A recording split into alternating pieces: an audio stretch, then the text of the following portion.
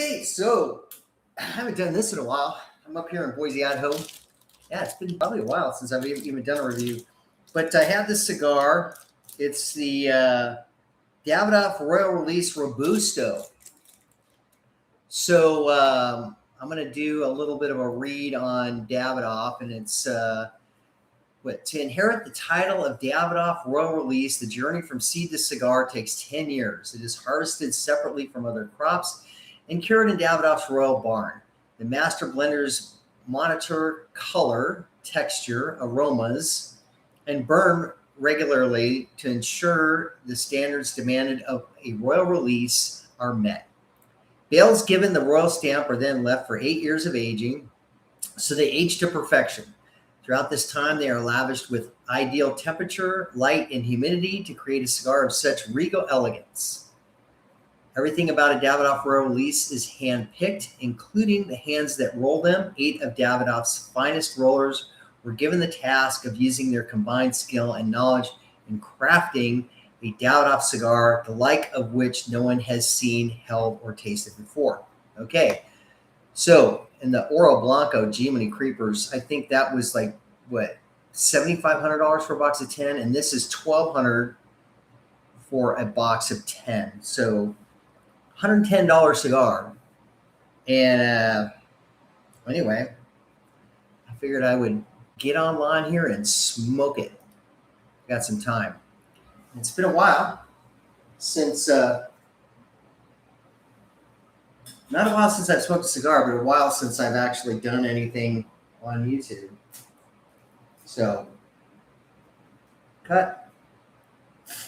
Typical Davidoff draw, which is flawless. Now let's see here. Let's go like this.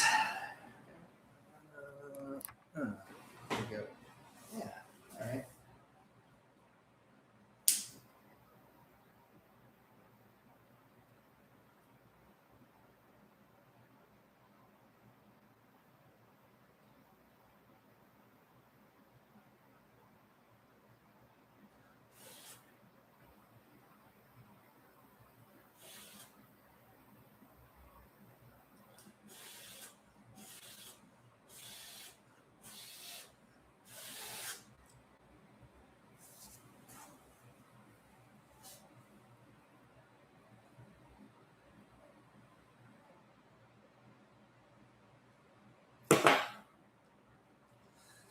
You know, I'm reading that Cuban cohibas, they're about the same price, right? I mean, like you're looking at 80 to 100 and something bucks per cohiba now, which is kind of crazy, right? So, I don't know.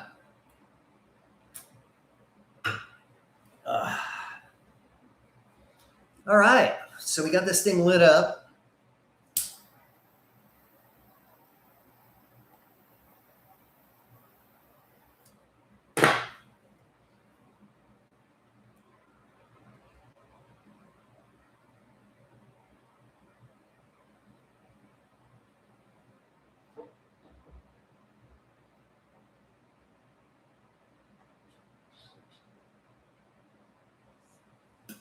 A little bit of pepper in the nose. It's a bit creamy, has a bit of a sweetness to it.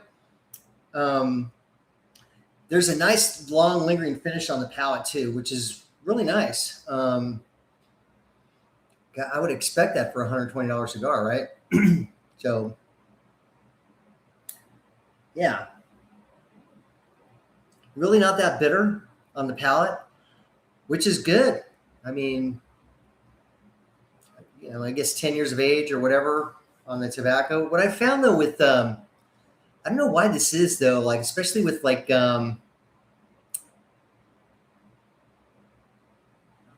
is Deem, are you on here? Is that you? Is that non-Cuban stuff doesn't tend to age that well, in my opinion. It just doesn't seem to age that well. Usually like about the 10 to 13 year mark on an aged non-Cuban cigar, you usually have problems. But that's also with the, after it's been rolled and then aged in the box, I've had those issues.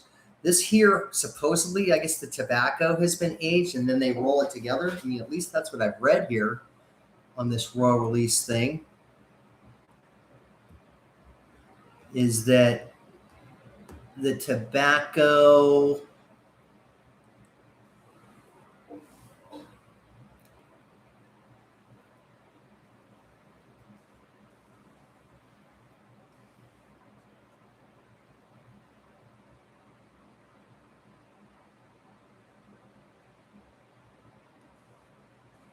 yeah, bales, roll stamp, left for 8 years of aging. So, anyway.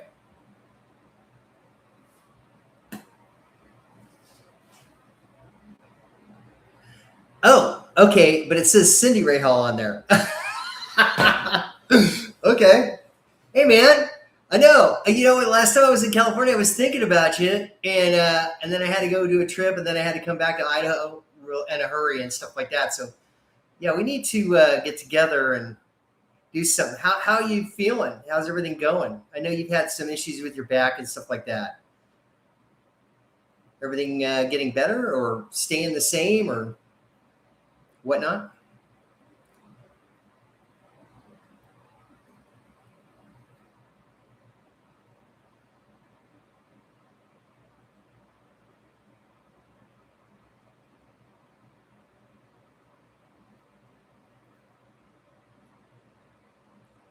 It's really not that bad. um, it's got like a little bit of a floral note in there, somewhat herby, but just fairly balanced in the retro. The palate, it's still maintaining that really nice kind of I don't know, like kind of an herby tobacco finish on the palate with a slight hint of a pepper. There's like a bit of a spicy after, not aftertaste, but it's just remaining on the palate, kind of that spiciness on the palate. On your way to Colorado? Ay, ay, ay. Yeah. I'm going to be up here a while, and then I'm going to be going down to Melbourne or Melbourne, whatever you want to say.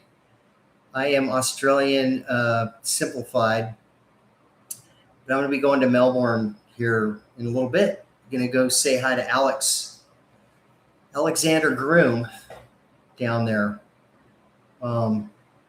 Anyway, so yeah, but I haven't done a review. They decided that they were going to stop monetizing my channel for anything. So,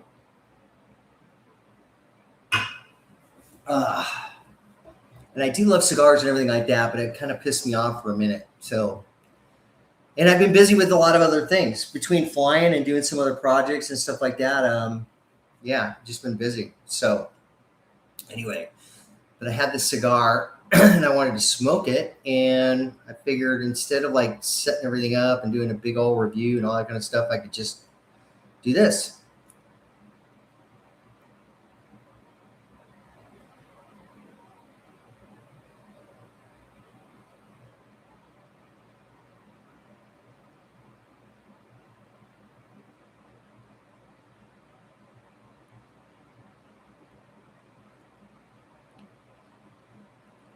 Yeah, that's not bad.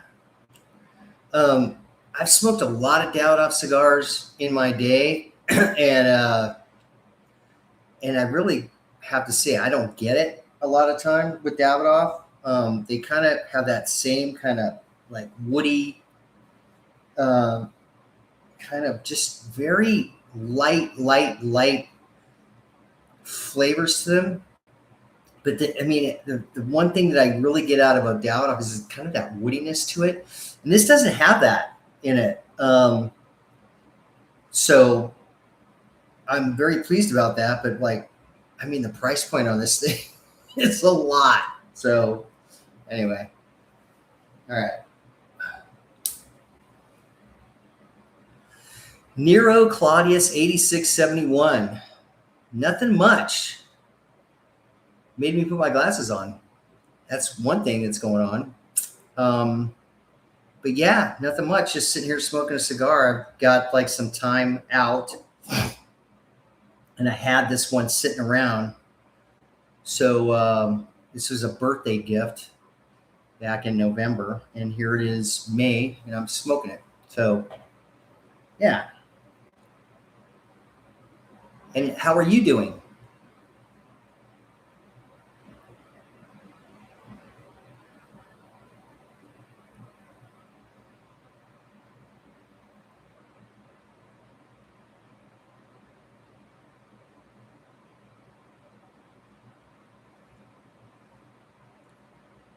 Yeah, Aladinos, yes. Well, I mean, those are good. They kind of remind me of the what is it? The signature series Aladinos.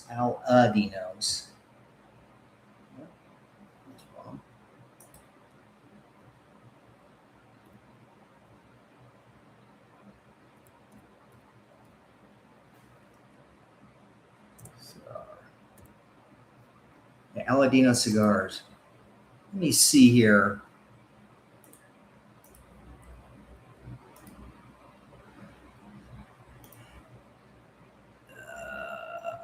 Yes. Yes. What did I do? I got to put a name. Are you over 21? Yes. Okay. I've smoked a few of the Aladinos.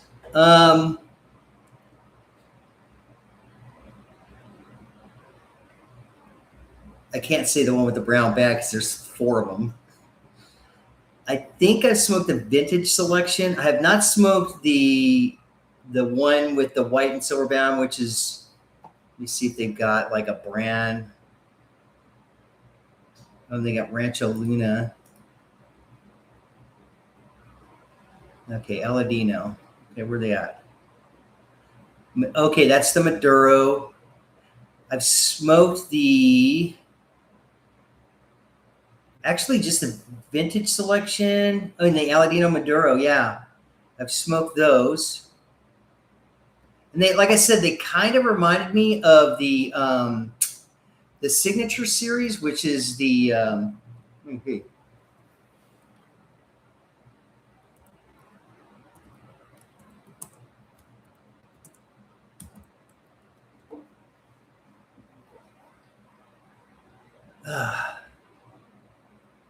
Christoph.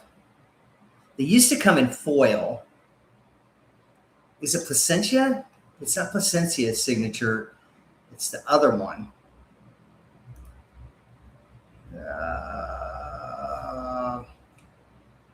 Trying to remember that. The older you get, the worse your mind works.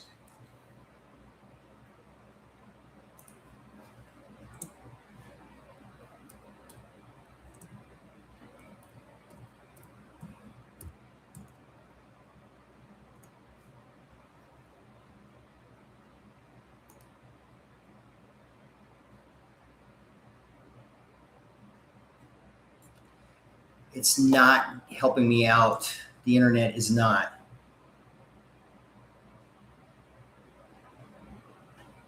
Honduran Corrode, oh, CLE.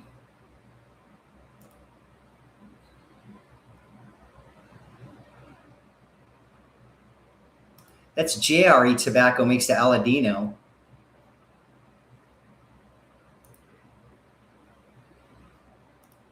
Anyway, I can rabbit hole that shit forever. But I can't remember who makes that signature series. It used to come in a gold foil wrap around the foot or a silver foil wrap around the foot. And I think gold meant that it was Maduro, and the white was the Colorado wrapper.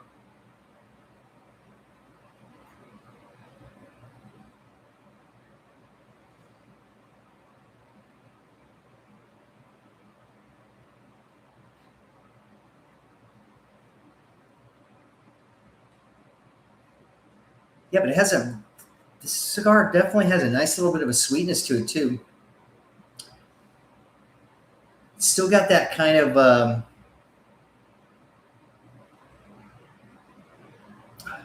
like a herby and tobacco finish on the palate with a hint of a pepper or spice in there. Not real spicy on the nose though. Aganorsa leaf. Yes. Yes. Thank you. Yeah. Yeah. So that, yeah, the Aladino that I smoked, or I've smoked a few of them, kind of reminded me of the Aganorsa Signature Selection. And I was smoking a lot of those Aganorsa Signature Selections. I was smoking a lot of them. And, but one thing about them though is the construction sometimes would be like really wonky on those things. Like sometimes you would get tunneling in there.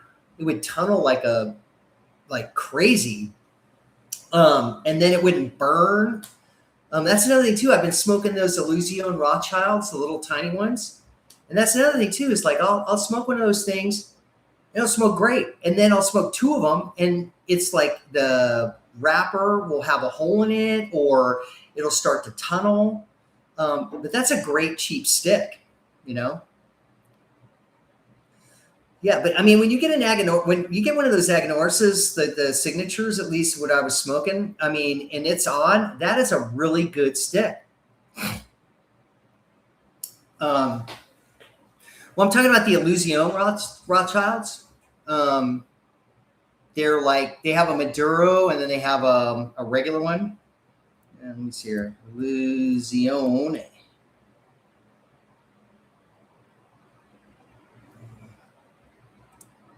Rothschilds.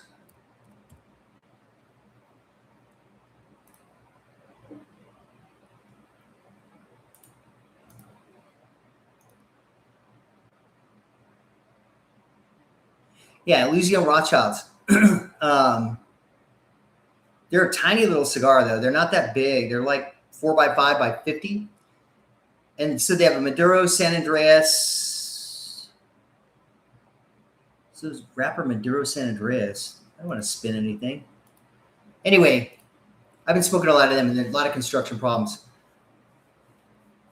Oh, maybe. I don't know. I know that Dion does a lot of sourcing from stuff and he's big enough now to where he might even actually have farmers in his pocket where they're going to grow for him and stuff like that. So I don't know. But Aganorsa, as you well know, Aganorsa was a huge supplier of tobacco to a lot of people. And then they started to become vertically integrated by doing, you know, their whole thing from seed to cigar at the end, you know. But yeah, some of their stuff's good. I like it.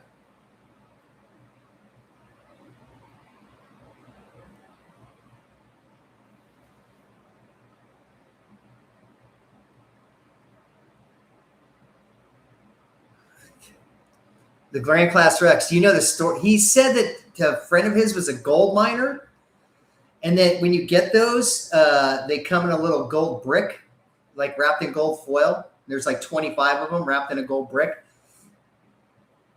Yeah, yeah. I've smoked a ton of the Grand Class Rex, whatever you want to call it. That cigar. Those ones don't seem to have the construction problems that the Rothschilds do. And it's another good cheap cigar. It's a great cheap cigar. And that one, actually, I like the flavor of that cigar better than the Rothschild. The Humidor, nice, but I've still, the Epernay line in the Illusione brand is like, to me, is my go-to. Like, because it's very, to me, the Epernay line, especially the Le Matin, which is like one of his first forays into cigars, I believe, or something like that. The Le Matin has been very Cuban-esque for me, you know, as I've smoked it through the years. It's had like a very nice Cuban-esque kind of a feel to it. Really nice. But yeah, because some of this stuff could be really strong though too, when you get into the original documents and whatnot and so on and so forth. But yeah.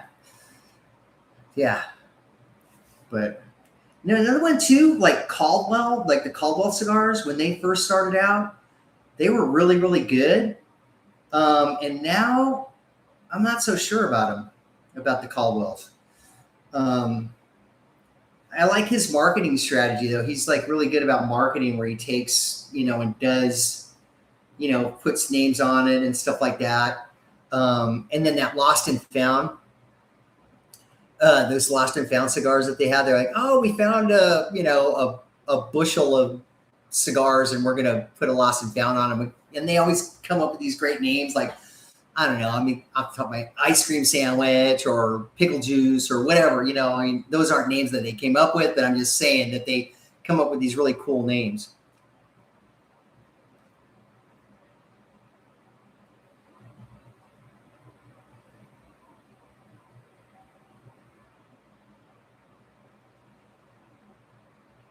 It is starting to get a little bit of that woodiness in there. I don't know if you can see the burn on that thing. It's a little off, but really, I mean, it's going to correct. It should correct. Shouldn't have any problems with that. But yeah, that's one thing about Davidoff cigars, though, man. I mean, to me, they're just so like two-dimensional. Usually the same thing throughout the entire cigar. There's a few that I like to smoke. The Churchill, the Midnight Hour. Oh no, Late Hour. The Late Hour Churchill. I like that cigar. That one seems to have a little bit more oomph to it. But that's about it. And the old Cuban Davidoffs, don't even waste your money on those things, man. Seriously. I mean, if you're going to pony up for a Cuban Davidoff, if you can find a Cuban Dunhill, those have seemed to like maintain their essence, so to speak, as you will, as opposed to a Cuban Davidoff.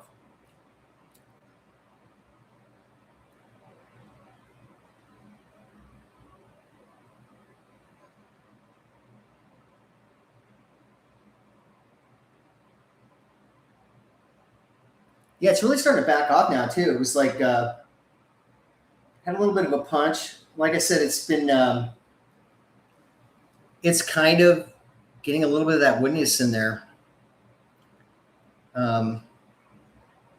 Yeah, I don't know.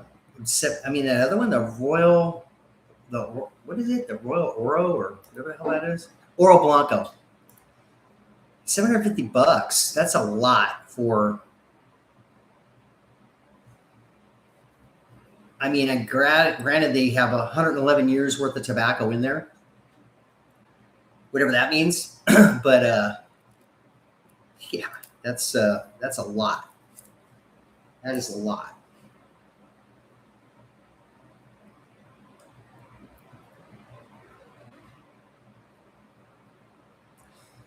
It better be for being $750 for that stick. There's cigars that I've smoked that are like more than that on the Cuban side, and some of them were pretty damn good. Like the Trinity, all of those cigars were good. They had their different profiles and everything like that in there, but those were good. But I've smoked some like really old stuff that just has way past it. But yeah, $750. That's a lot for a non-Cuban, I think. Well, thank you, sir, or madam. I don't know. Biggie's Feeder. Thank you for the shout out. I appreciate that, man. Yeah. Yeah. Once I get things kind of, I don't know. I think I'll be doing more stuff eventually. But I've just been kind of in I don't know, whether it's burnout or whatever. I haven't done.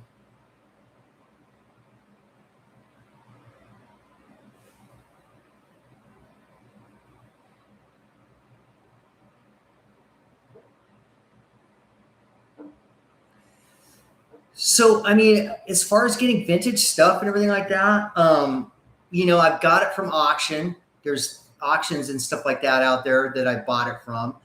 Also, when Min Romney was alive, he supplied a lot of cigars to me as well. to review and everything like that.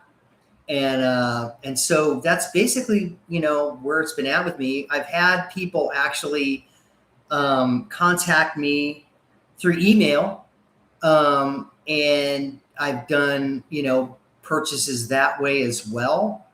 Those are a little risky because of the fact that, you don't know this person from Adam, so that can be a little bit dicey, but that's basically it, and then, you can just basically age stuff, right? So you put stuff in the humidor and age it. I've done some of that as well. But the thing is, though, is I'm such a cigar smoker. I'm not like one of these people that has like this large collection of cigars and everything like that, and is like just sitting there. I smoke everything that I buy for the most part, so it's really hard for me to hang on to stuff. And so that's why I'm smoking a $120 cigar here in Boise too, because my cigars are down in California and I'm running out of cigars up here. So, and I got this for my birthday though, so I figured I'd smoke it. Cameroon cigar. Okay, I was at a cigar lounge in Lake Tahoe, and it was on the South Shore. It was in the Horizon Casino, I believe. And this was probably about, I want to say 15 years ago. And the guy that owned that, it's called the High Sierra Tobacco or whatever it is. But anyway, so back then, the guy, what he did is somebody came out with an all Cameroon cigar. And I can't remember what the name of it was or whatever, but it was at that shop. And I would go up there once a year, like around August, and spend some time with my parents up there and hang out with them in Lake Tahoe. And I would go to that cigar shop and just hang out there. And they had a pure Cameroon cigar. And I cannot for the life of me remember the name of that cigar. But it was a kind of a one-off where this guy just did that. And it was my favorite Cameroon cigar by far. It was like, and I wish I remembered the name of it, but I don't remember the name of it at all. But I mean, Fuente stuff has Cameroon wrapper on there, which is really good. I mean, I enjoy a good Cameroon wrapper. I really do. So Vitola wise, this is not my favorite size. I don't like a big, although this is probably on the small side now these days with this ring gauge. But I prefer a Petite Corona, a Lonsdale, maybe a Corona Grande, around those side, Corona still, that's good. My favorite probably would be the Lonsdale, because the construction for it, the ring gauge is a little bit wider than, say, a Lancero or a Panatella, right? And so you don't have as many issues with the draw with it. And so probably a Lonsdale would be one of my favorites. A Panatella, Slim Panatella, those are good when they're on.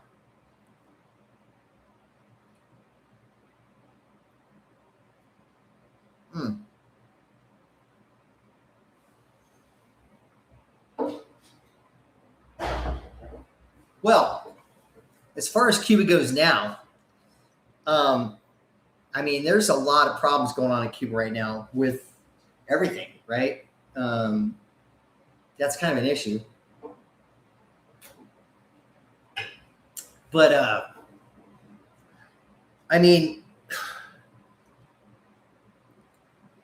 as far as it goes for Cuba and Vitolas and stuff in Cuba, okay, we were just talking, someone mentioned a Cohiba at the beginning of this stream, right?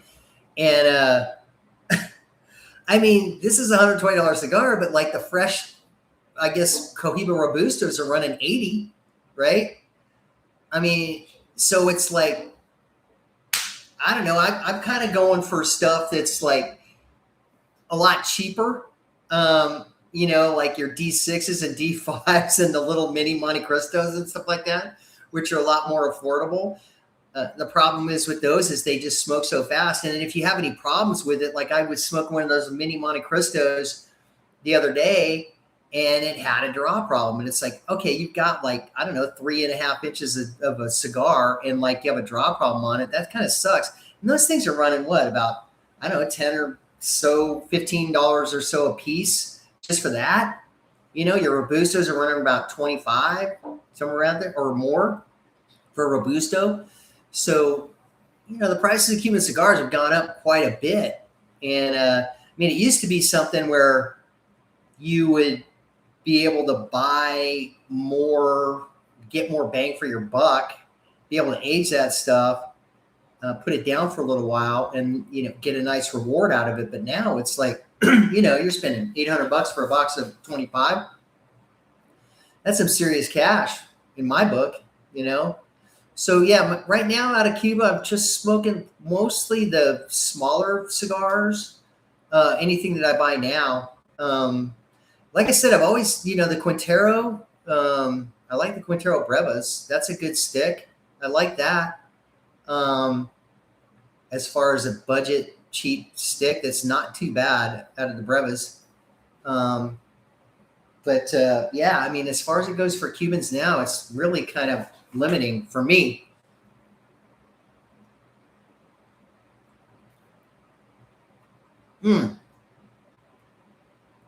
I forgot about those. Yes, I like the Por La Renaga too. The 50 caps, those are good. No, Quintero Brevas, no. Those are handmade. Those are hand rolled.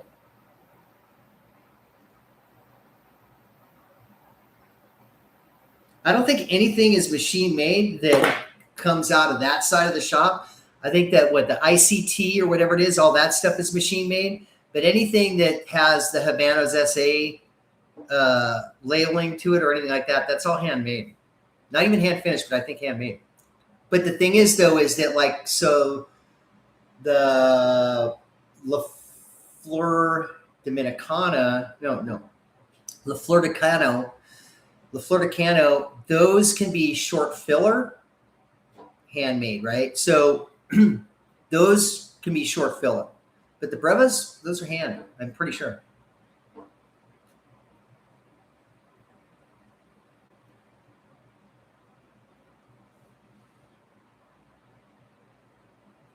I was just in Tokyo and I smoked a number 3.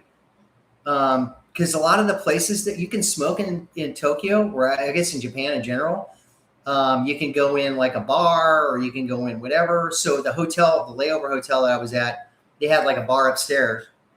And I went in there and I smoked a Romeo number 3. And that set me back, I think about $28, something like that. $28 for Romeo number 3. Now, granted, I'm at a lounge with all that kind of stuff, but still $28 for a number 3. Quite a bit.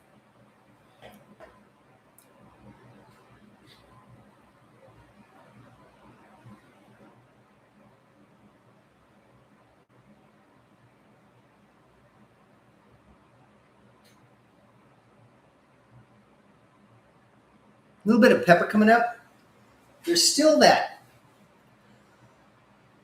that kind of that herbal tobacco, but there's definitely like kind of almost a, I want to say like almost a little bit of a citrusy, tangly. I always use that descriptor, like a tangliness on the palate right now. The retro is kind of like a little bit woody, a little tiny bit floral in there. But the retro, I'm actually getting most of this off of the palate, not in the retro.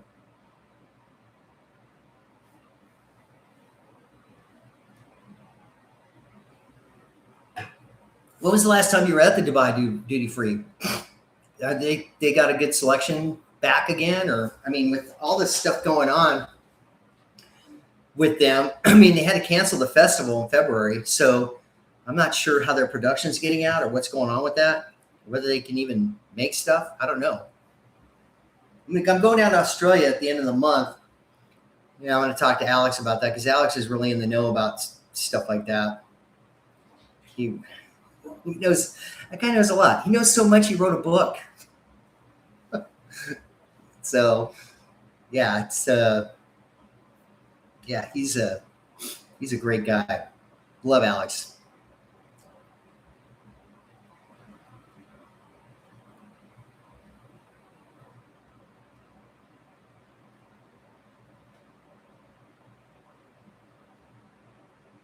I don't have anything ejecting smoke.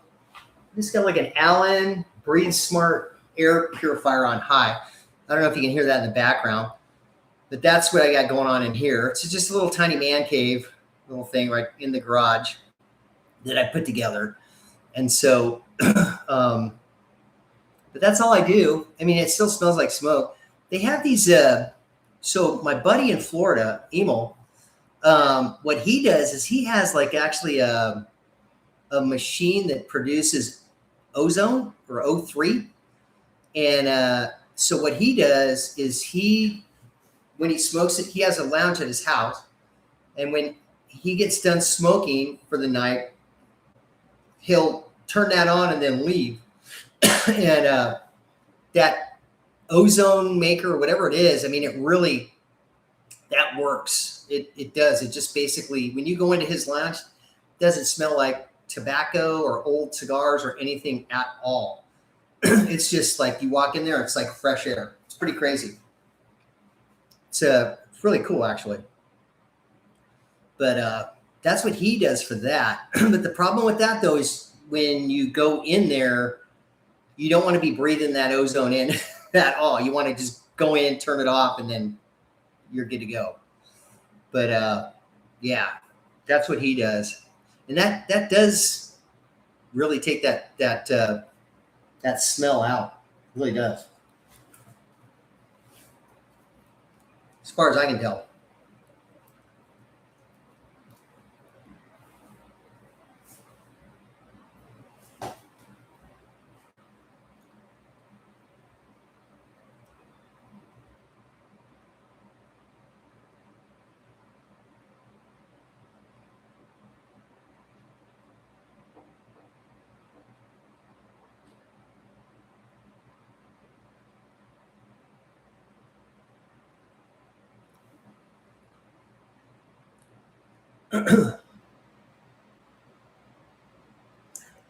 Yeah, I must say, I mean,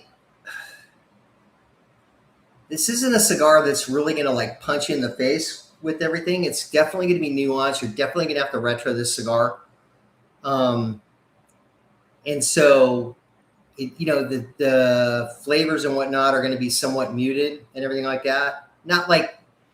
It's not like smoking, 30-plus-year-old cigar where you really definitely have to retrohale that cigar.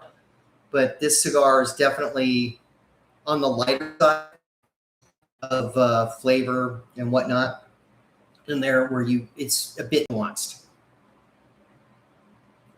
Oh, what is it? It's a Davidoff Royal Release Robusto.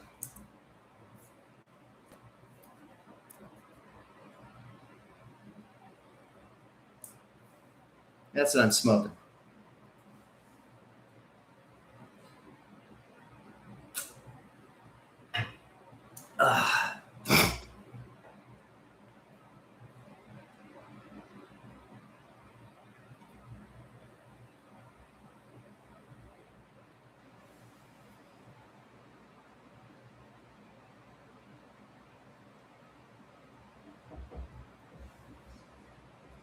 Yeah, but it's a pleasant cigar. I mean, it definitely it's a lot better than a lot of the other Davidoffs that I've smoked. Even those those ones. I did that Year of the Tiger, and that was like, man.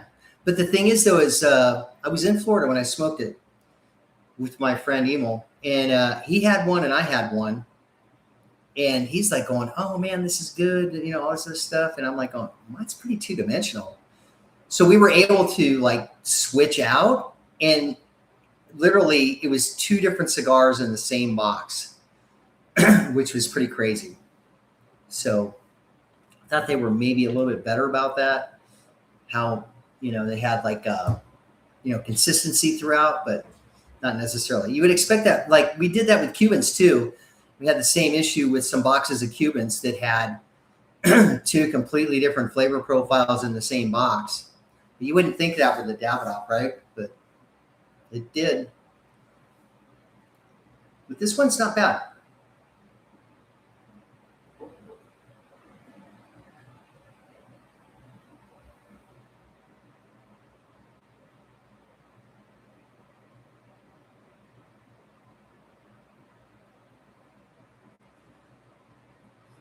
No, not a touchy subject at all. Yeah, so yeah, he died in what, I think 2021, 2022. No, actually 2023 maybe. Anyway, no, I mean it went up for auction. There was a bunch of stuff that went up for auction with the auction house. I guess who did that? I can't remember. Alex Lee. Alex Lee was the one, I think, they put everything together and put it up at auction in Hong Kong. So that sold. What was funny was I was on Instagram and somehow something came up on Instagram where they were smoking these. So he had these tins of cigars that were like clear Havanas from like the 1940s or whatever it was. And he had like about 3 tins, I think. So one of them was open.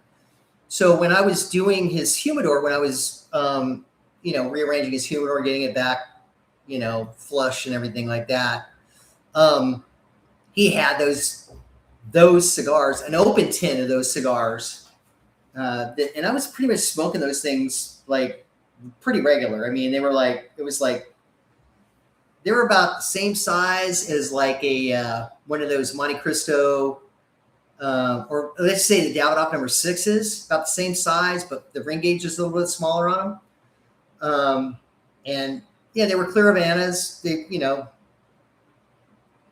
They weren't anything, I hate to say it, but they weren't anything special, even though it was from the 1940s or whatever it was, but it was something to smoke while I was in the humidor.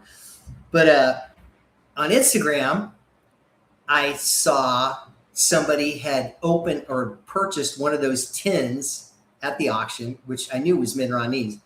And they were talking about the cigars and everything like that. And I just mentioned, hey, I was smoking those in Hong Kong in this humidor, blah, blah, blah, and whatever. I can't remember exactly what the conversation was or whatever, but anyway, the one interesting thing about those cigars too is that when you open the tin, because they come in a cello or cello, and the cello is completely clear when they come out of the tin. Now, after the cigars have been sitting out and have been exposed to oxygen for a certain period of time, that cello was almost as dark brown as this wrapper around that cigar. It was really like this heavy yellow, almost like a deep golden cello that was wrapped around that cigar, which was really a trip. But that doesn't happen until, of course, it's open. So if you really want like the slowest aging possible on a cigar, you put it in a vacuum seal like that and do that. So that when you vacuum seal it, it really, like, there's no air or no oxygen exposed to it at all because it was in a vacuum sealed tin. So there was no oxygen exposure at all to that thing. So that really retards the aging process and everything like that. And then when the cello gets exposed to oxygen, once the tin's opened up, then that cello starts to yellow, and it does it quite rapidly.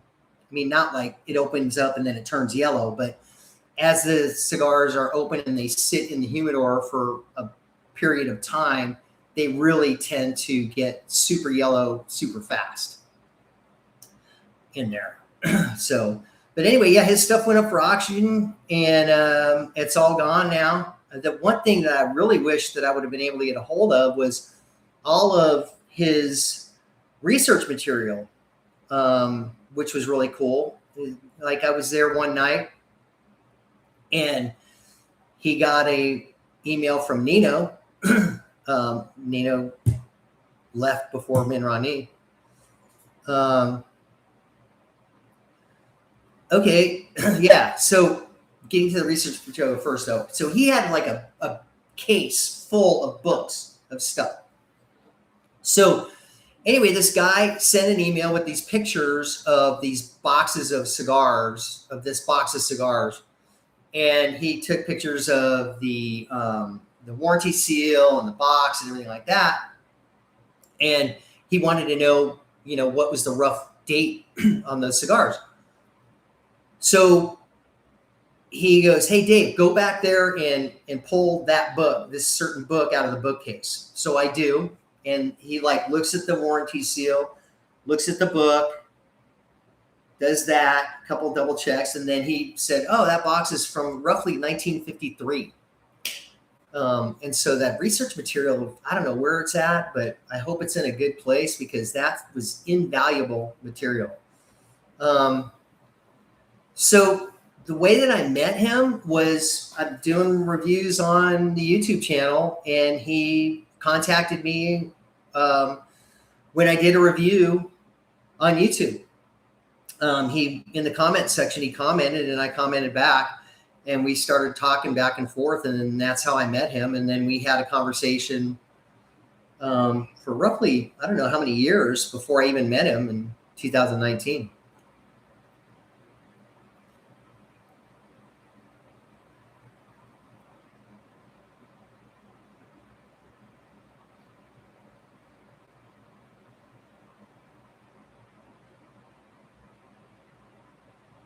Yeah, it's really starting to get nuanced. Yeah, most of the flavors on the palate, though, that kind of herby tobacco kind of a flavor on the palate, but and then the nose is really starting to get very nuanced.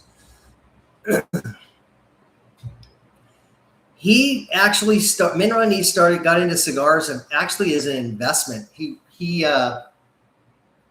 He collected champagne too. Watches not so much, but he was into watches too. But what he started doing is he started buying cigars because he figured that cigars would be a good investment. And so on top of that, he was smoking a lot of cigars too. So he had enough money to where he could smoke as many cigars as he wanted to, and that would not even put a dent in what he was collecting. And so that's basically how he got into it, as far as I know. And then he, over the years did what he did. And then he wrote that book, The Illustrated Encyclopedia Post-Revolution Havana Cigars. That's a mouthful. So he wrote that book, which was released in 2003, and then I guess re-released in 2005. And then Alex has done a really great job of adding on to that of the, the cigars that came after what Minrani documented. So Alex has kind of carried the torch. The torch got passed to Alex, and then Alex wrote his book documenting that. And basically, it's a hard copy of his website is what it is. So when you go to the Cuban Cigar website, he, this is basically a hard copy for that.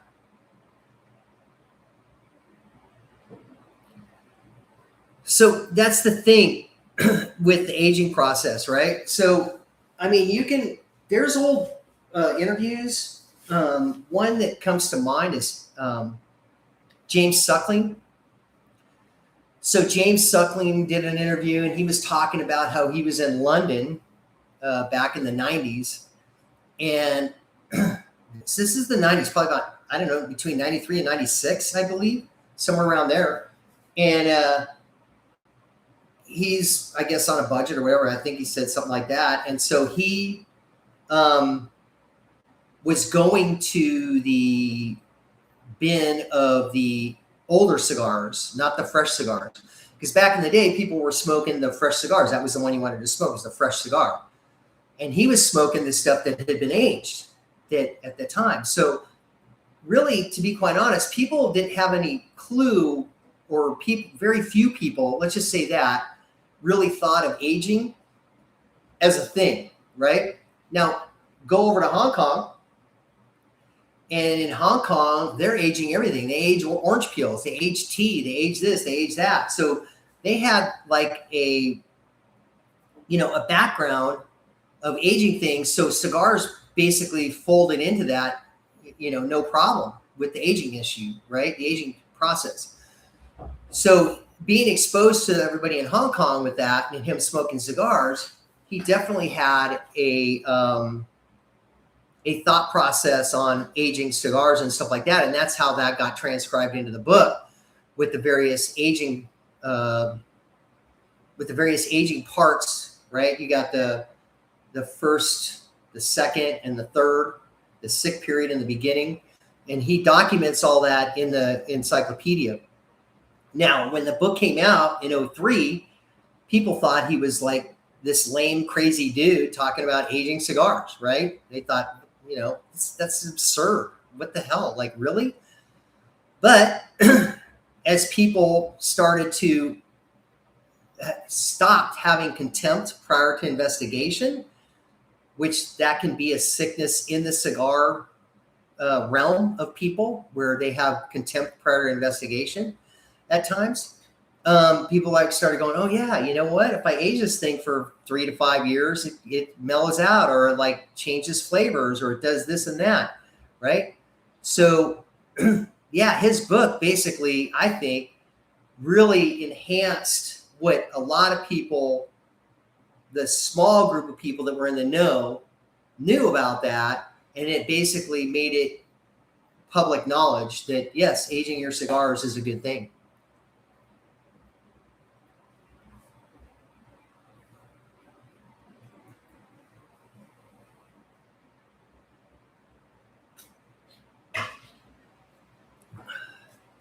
Yeah, now it's just like a fact of life, right? People aging stuff or cigars and doing that. It's basically a fact of life. And as you age a cigar, it gets better. Well, not always.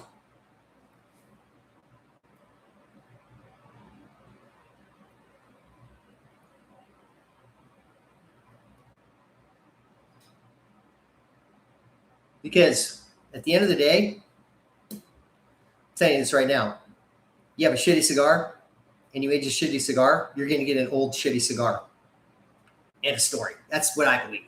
Anyway, you can try that out for yourself. But yeah, if you're going to age a shitty cigar, it's going to be an old shitty cigar.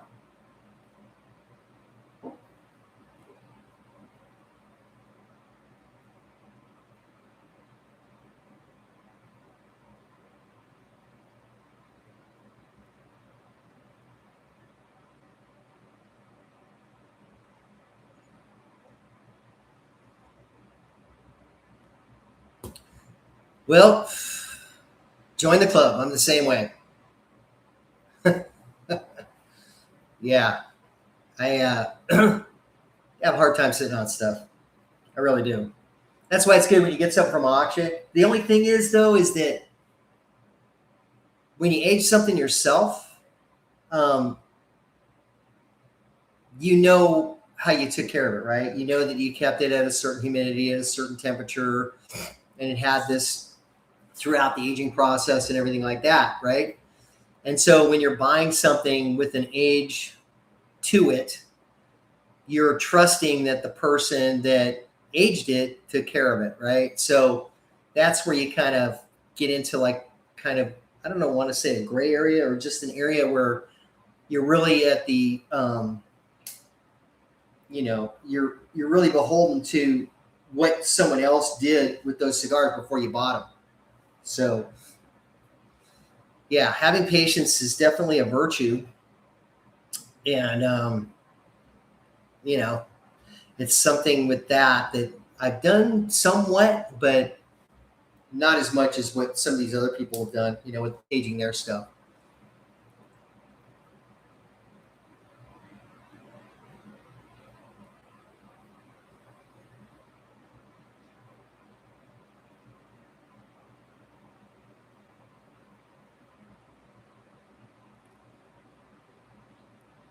It's funny because the Davidoff site says this is a 60-minute cigar. It's been 55 minutes, probably in 10 minutes of, rambling before I even lit the thing. But yeah, 45 minutes so far. And I don't even think I'm halfway through this thing yet. I mean, I've been doing a lot of talking and stuff, but it's going to last quite a while. More than likely.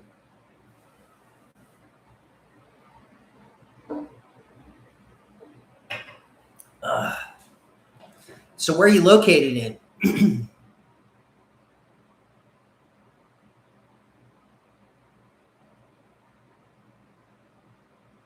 Yeah, ask away. I'm going to ask you, where are you located? Oh, you're in Sweden? Okay.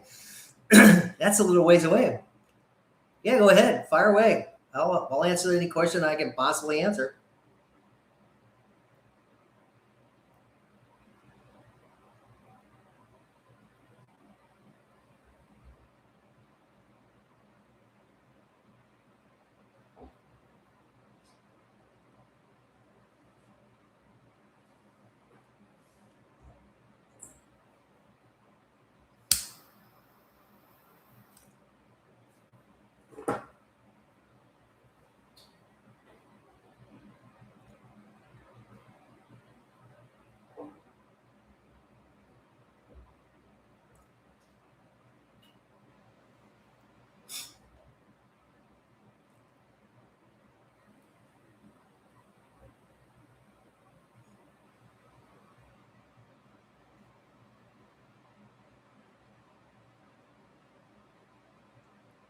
Must say though, the smoke production on this thing, because it's got a pretty the draw is like, it's got a, what's that?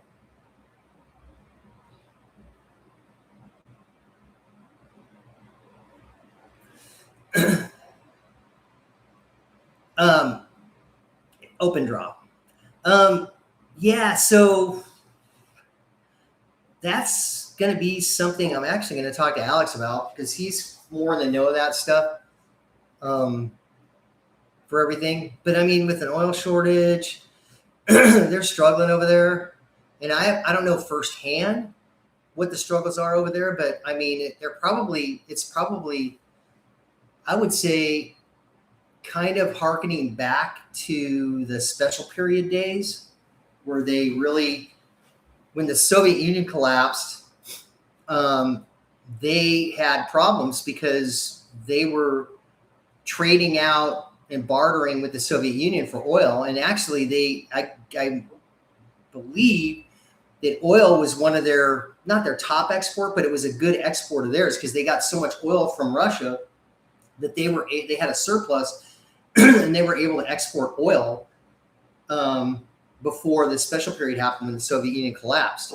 So they were in bed with Venezuela, and with this whole rigmarole of whatever's going on, which I'm not going to talk about, right?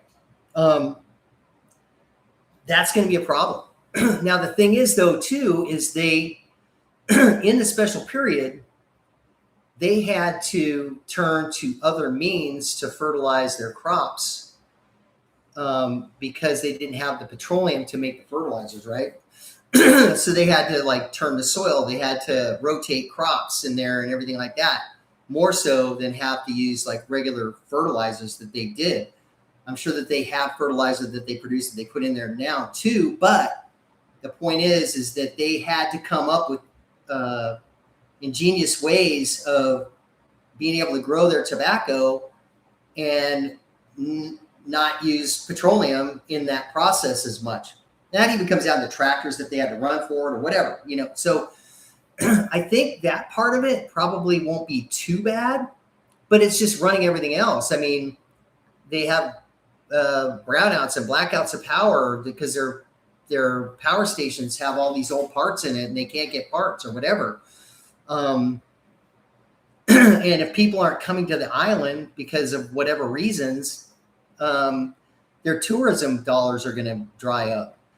So it's going to be interesting to see how things go moving forward with all of this stuff going on and see how that's going to happen. But I don't think, as far as it goes for tobacco, like I said, because they had to go through the special period that first time and had to come up with ways to grow the tobacco without using petroleum-based fertilizers and whatnot and so on and so forth, that I think they're probably in fairly good shape with that. It's just a question of like, getting the people to, grow the tobacco, harvest the tobacco, sort the tobacco, roll the tobacco, have the resources to create the boxes to put the cigars in, all of that stuff along the manufacturing line. Those are going to be issues that I think are going to be, problems. Even the bands, right? Because I don't think they make the bands there. They get the band. There's a place in Germany, I think, that makes their bands. So there's a lot of things, a lot of factors like that are going to play into it that as a person, I don't really know about that. I can talk to Alex about that when I get down there and see what he says about that, because that is definitely a big thing. But I think as far as the tobacco goes, I think they're going to be okay with that.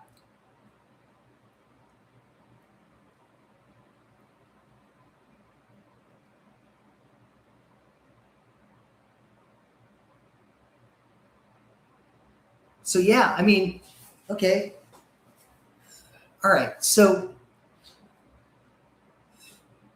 Cuban tobacco is definitely, it's different from all the tobaccos in the world. It definitely is. There's a definite flavor profile of Cuban tobacco that you don't get in Dominican Republic, or you get in Nicaragua or Honduras, Costa Rica, Venezuela, Peru, Colombia, anywhere, the Philippines, Indonesia. It's just, it's the climate, the soil, the microclimate that is there on that island that produces a tobacco with a flavor to it that is unique to every other tobacco in the world. And so that's been really hard. And I think that a lot of people have tried to match it. A lot of people have tried to match that, and they haven't been able to do that. Like I said, the Epernay Limitan, that one, and that's Nicaraguan tobacco. The Hoyda Nicaragua, their diplomatic cigar that they do. I did a review on it actually on this channel. I did a review on it. That cigar is very Cuban-esque as well.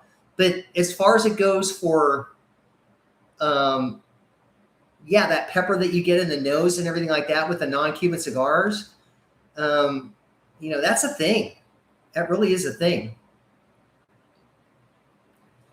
But I mean, what is let me see here. I'm going to just do this.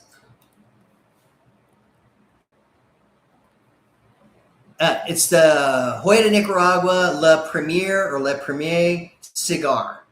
Okay. That one, that is a great cigar. And that's Nicaraguan tobacco. That's a Nicaraguan Puro. And that's a great cigar. I mean, if I was stuck on a desert island and I had to smoke that cigar only, it wouldn't be that bad, really, to be quite honest.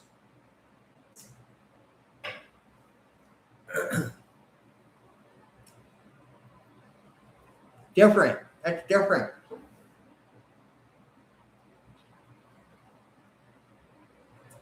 Yeah, the Hoyda, let me see here.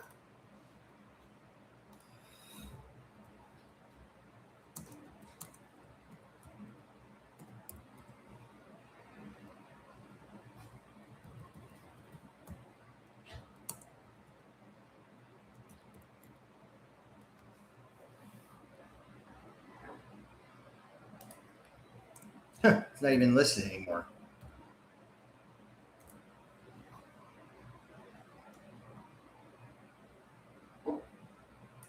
Yeah, the numero uno. That's a good stick.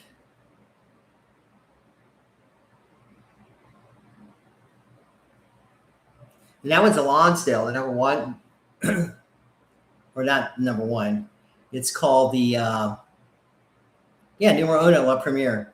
That's a Lonsdale. It's a good stick. I wonder if I can. I don't think I can. No, I can't. But that's, to me, that's very Cuban-esque. Very Cuban-esque. It's not like a typical Hoyo though. They've got that pepper-centric up front in the nose with the retro and everything like that. This doesn't have that at all. And if you smoke Cuban cigars, you're not going to get that. Usually, more often than not, you're not going to get that blast of pepper in your nose from a Cuban cigar. You just don't. It's not there. But with the other ones, you do. And you could say like, well, they haven't been growing the tobacco in Nicaragua and whatever. Well, yes, that tobacco has been growing on the island of Cuba, but I believe that tobacco came from the Dominican Republic, which used to be called the island of Hispaniola.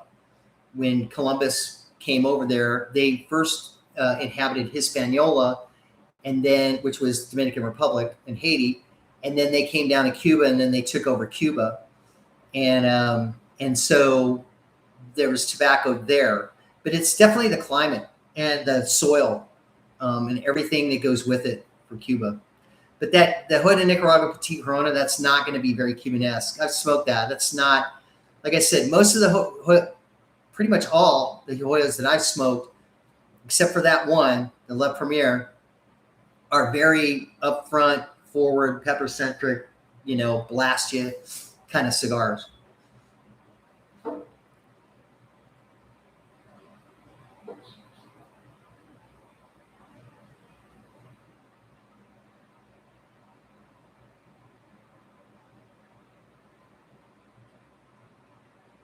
And this one is not. Yeah, I've smoked a bunch of Davidoff Cubans, a bunch of them, and they're so far past it.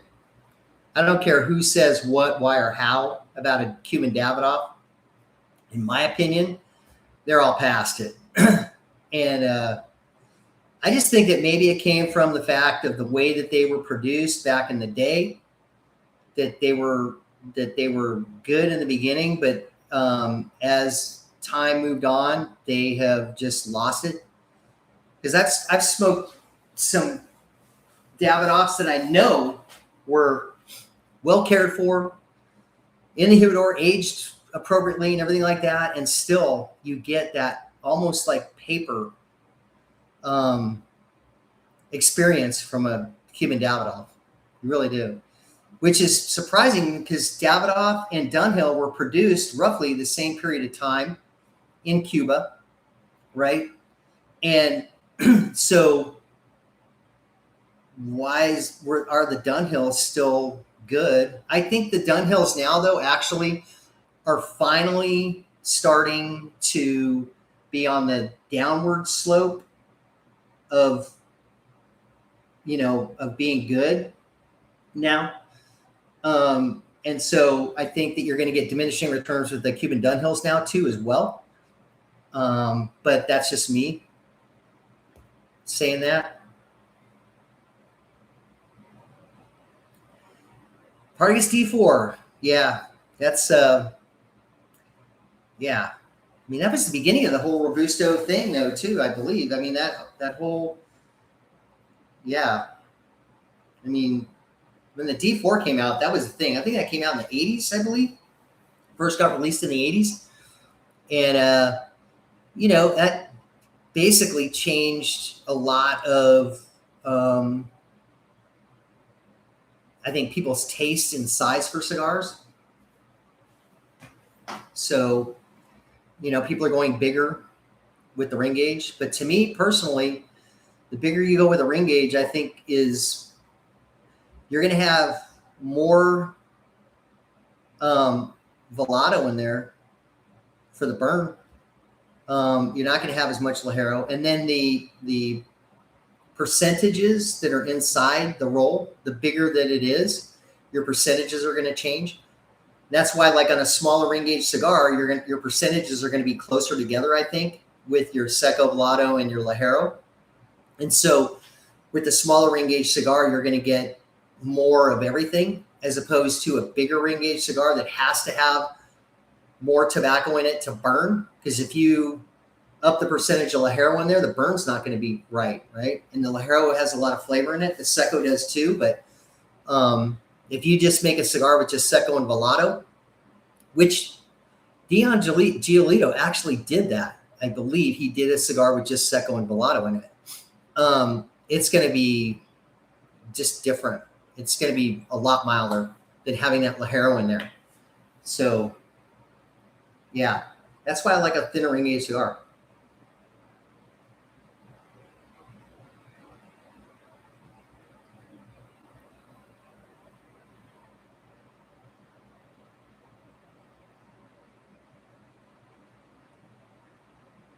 Yeah, it's kind of evened out now. It's,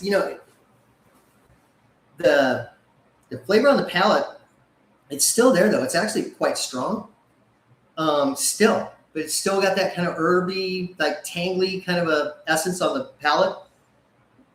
And the retro on the nose is still kind of got that, like I said, that little bit of that floral, a little bit of the sweetness in there, and tobacco.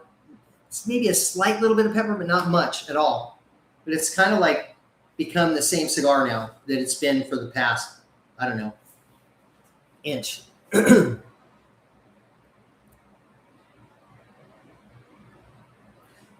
the Especial, that's a Panatella, right? That's like that's a Panatella size cigar, the Especial number 2, which I like that ring gauge there, right? The number 1 and the number 2 are basically the same as the Corona Especial, I believe, and the Lancero are kind of the same size and shape, whatever, as the Monte Cristo ones.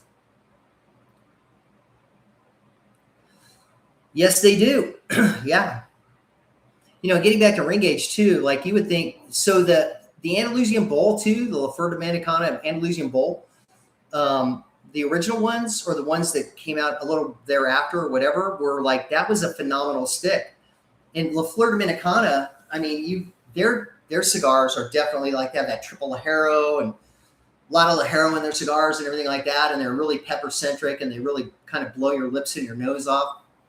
But that cigar, the Andalusian Bowl, is really a nice cigar. It's like, to me, that's the best cigar that they've made, to me personally, as far as I can tell. And that's, another thing too that points to is that, you would think like a big cigar would be just so strong that you wouldn't be able to smoke it, right? Because there's so much tobacco in there and everything like that. But if you apply what I said with the Seco and Velato being in there, right? More of that, then to me, it makes sense that bigger cigar would be a lot less strong than, say, a tinier ring gauge cigar, where the Seco Velato and Ligero are fairly the same. You know what I mean? And so I think a lot of people also, they think, oh, it's a bigger cigar, it's going to be more powerful, but not necessarily, I don't think. I smoked those Monte 2s from 13, and those were fresh. I mean, those were fresh. And I could not believe how good they were then. I would like to smoke one of those now, 10 years later. Or actually, no, not 10 years, 13 years later. I would love to smoke a Monte 2 from 2013. That thing won Cigar of the Year, too, because we were smoking those things. And I guess the end of the year, the Cigar Aficionado came out with, their thing, their top 100 or whatever the heck they do, their top list. And that was number 1. That was Cigar of the Year that year. And I was like, yeah, that was a good stick. Monte 2s are, Monte Cristo in general is like a stable go-to kind of a stick, right? I mean, it's pretty consistent, has that good kind of like a fruitiness to it and everything like that. I mean, it's a good cigar. It's little bit chewy. You can really, you taste it, and it's got a good flavor to it. It really does. Yeah, those 92s from 13, man, that was pretty good.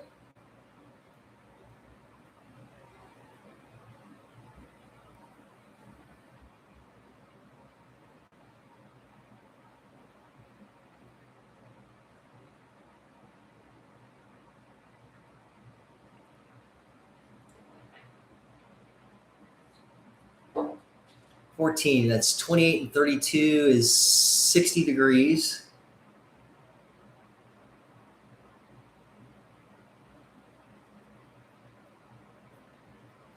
Yeah, I mean, you're going to keep them there, which is like 60 and 62. That's a good storage temperature. I did a video on long-term storage where you want to keep them even colder. And, so that's really going to retard the aging process quite a bit when you keep it down at like, 52 degrees with like a 55 RH in there and so on and so forth, for long-term aging. But 60, 62, you're going to be good on that. Those cigars are going to age pretty well on it in there. I think what people get hung up on though too when they're with their humidors is, it sounds like you go in that humidor quite a bit and you're smoking your cigars. You get these fluctuations in your humidity and your temperature and all that other kind of stuff, right? And so people freak out. They go, oh my God, my RH was at 65 and now it's at 60. I got to put more humidity in there and everything like that. But no, what it is, you open up the door, you let the humidity out. Your hygrometer is going to say, oh my God, we lost our humidity. But you just got to let it come back up. You got to be patient with it and everything like that. Don't like try and adjust things with it quickly. You want to be more of a slow, you want to just kind of let things settle out for a day or two to where you want to think about adding humidity or subtracting humidity from your humidor as well, because it's not it. And the thing is too, when you season a humidor, right? When you season a humidor, what do people say? They say, well, you got to season it for, sometimes I think a week or whatever it is. People say to season your humidor. That's because you need the humidification to like permeate throughout the entire humidor and everything like that, and then get stable, right? So, but 60, 62, that's good. It should be fine.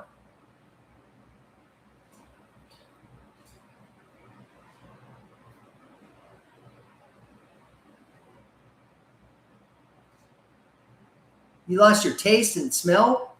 Would you have COVID or something like that? Is that what happened? Did you ever get it? You never got it back?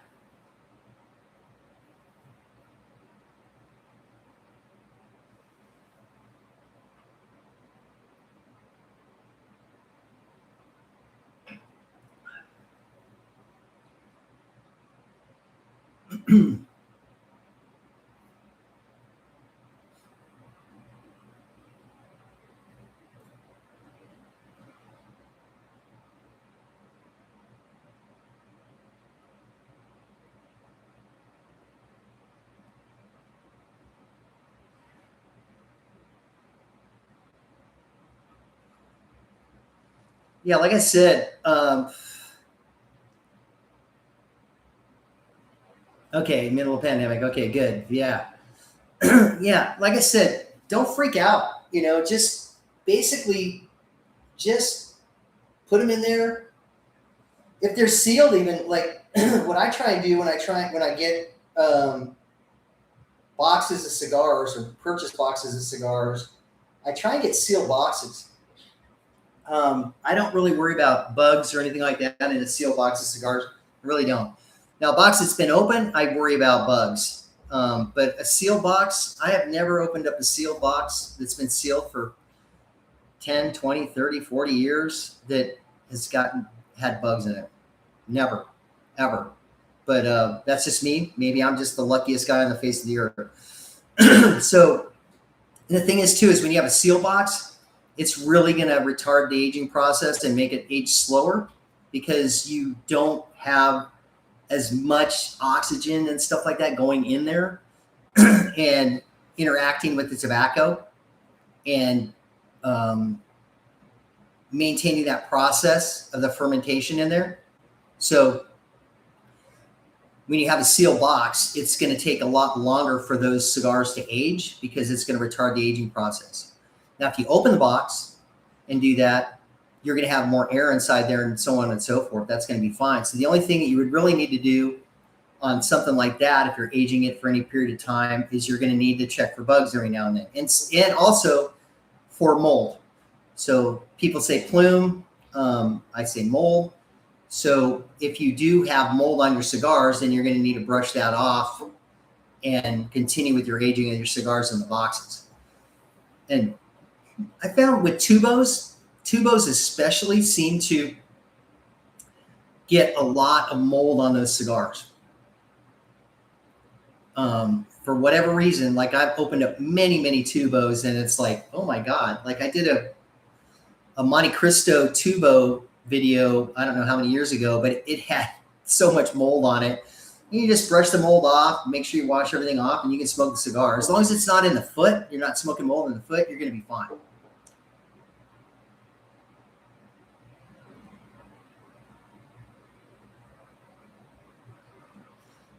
Yeah, I mean, like I said, mold is probably going to be your biggest issue on that.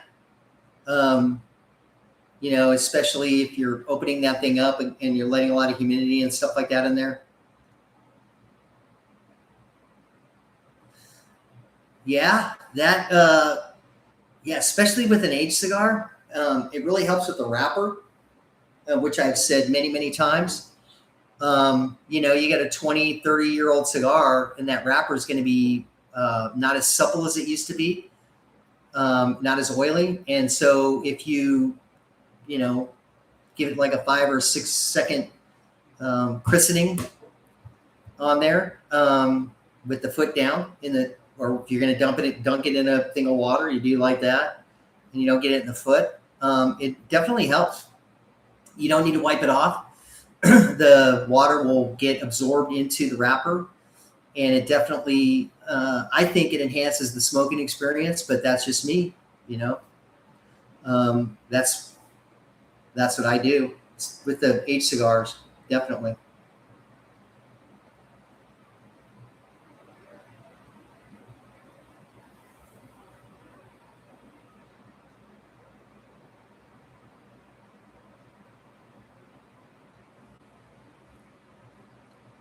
Yeah, this thing is just basically leveled out.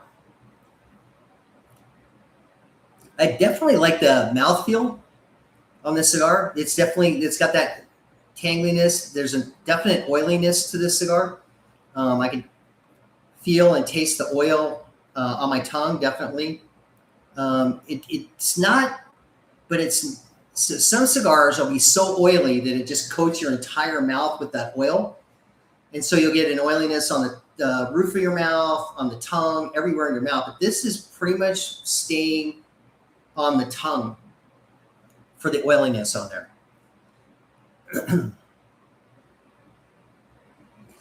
Yeah, so that's the thing is when you do that with a younger cigar, it has a tendency to bring out, well, it has a tendency to bring out flavor in any cigar, I think, personally.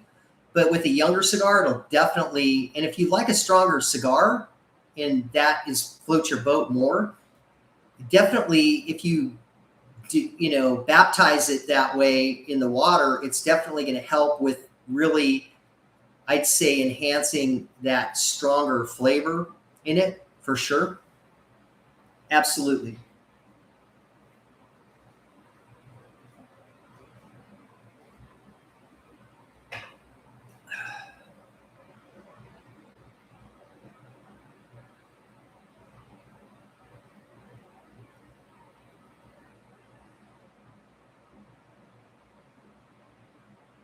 Yeah, I got a story. What were we smoking? I think it was San Luis Rey. I picked up a box in London, San Luis Rey Regios, and they were like, this is probably about, I want to say about 10 years ago. And they were from So we're looking at 2013, somewhere around there, 14. And these boxes were from 1995 or 96. So, they had quite a bit of age on them. And anyway, I'm smoking with a friend of mine. We're smoking outdoors. And I baptized my cigar. Put it under water for 6 seconds, and started smoking it. And my cigar burned perfectly. And it was windy out too. And my buddy he's correcting it. It's running, all these other kind of things, and so on and so forth. And I think to this day, he still refuses to baptize the cigars, especially aged cigars. He won't do it. But I enjoyed my cigar all the way through. It was great. It smoked great. Burn was good. Didn't have to touch it up. Smoked it all the way down. It was a wonderful cigar. Yeah. I mean, to me, I'm a big proponent of that. Absolutely. Yeah. And actually, the Friends of Habanos, they did a video on that where they had, I think they had Monty Fours. I think they had Monty Fours that they did, and they had a glass of water. And they were dunking them. They were smoking them without, and then they were dunking them. And they even said, yeah, definitely it helped with the flavor or whatever.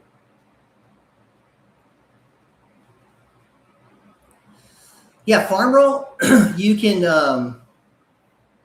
so farm roll, you're going to get that farm roll kind of a profile to it, right? You're going to get that depending on how they platoon their tobacco for the wrapper and so on and so forth. You're going to get their flavor profile and stuff like that. But yeah, farm rolls can be quite expensive too now. I mean, it used to be you could get a bundle of farm rolls and it was going to run you about, I want to say, like off the top of my head, like $3 to $5 a stick. You can get a bunch of farm rolls. But now I think those farm rolls are running $15, $20 a stick now, aren't they? For the farm rolls? They're pretty expensive.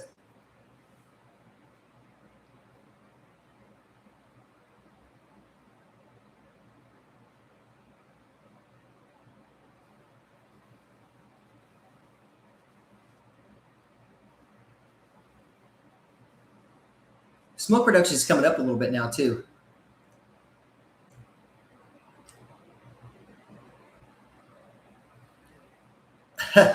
Well, I'm a flight attendant. I've been a flight attendant for over 30 years. And so, I'm flying around all over the globe and stuff like that. And I mean, I would smoke my dad's cigars back when I was a kid.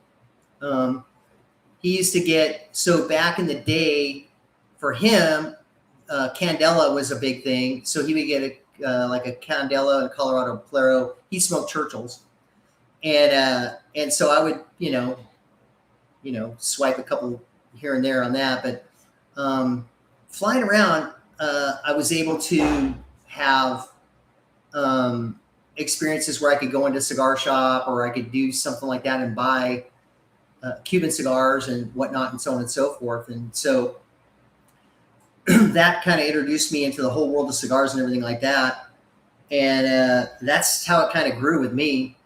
And so here we are in 2026. I've been smoking cigars for quite a while. And so basically it's been kind of like a process from when I was like a kid all the way up till now, smoking cigars. And, kind of got really serious about things, like really serious, probably about, I don't know, 20 years ago, somewhere around there, 23 years ago, somewhere where I actually started really getting sort of serious about it.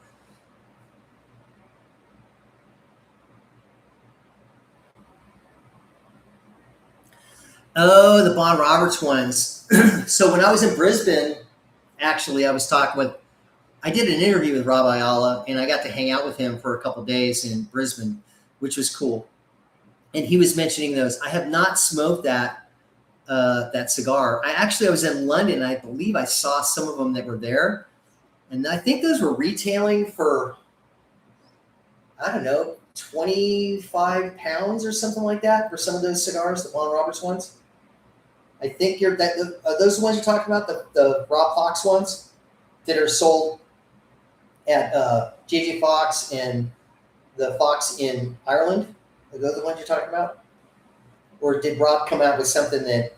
Because at the time he had come out with the with the with the Lonsdale size one that he was doing.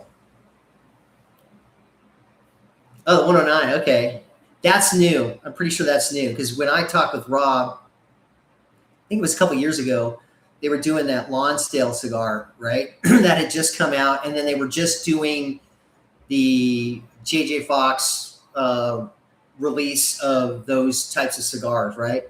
And I guess Hamlet Paredes is the one that's doing all the blending for those guys and everything like that as well on that, which got a nice education on Hamlet Paredes when I was talking with Rob Ayala on that. It was good. Yeah.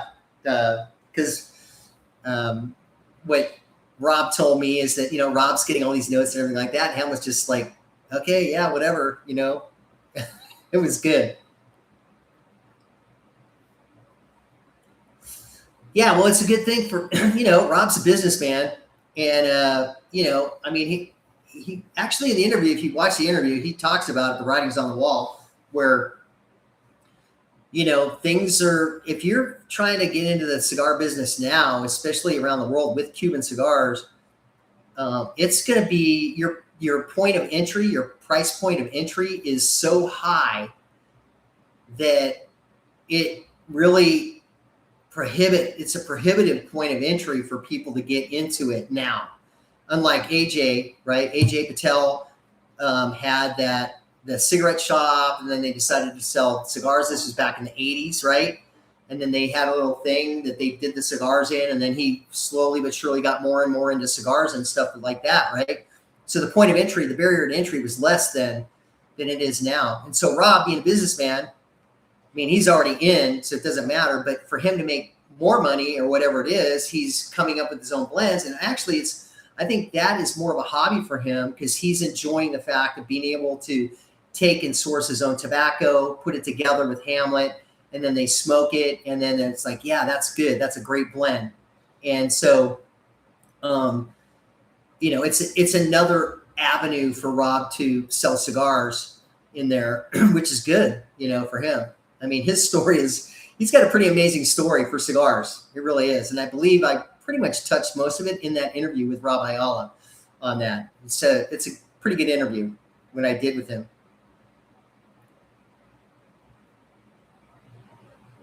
Yeah, well,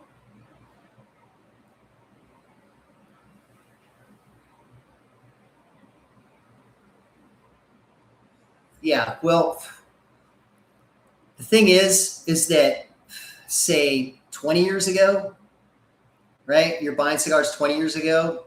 The people that had been buying cigars before that were like going, oh my God, these cigars are so expensive, right? So you were exposed to, say, 6 years ago, right? Basically, 1918 is when the prices went up. So maybe you were exposed 10 years ago, right? Where you could pick up a box of Cuban cigars and it was going to run you about, $200, $250, maybe $300 for a box of cigars, right? And so now that same $250 box of cigars is running you $600 to $800 for a box.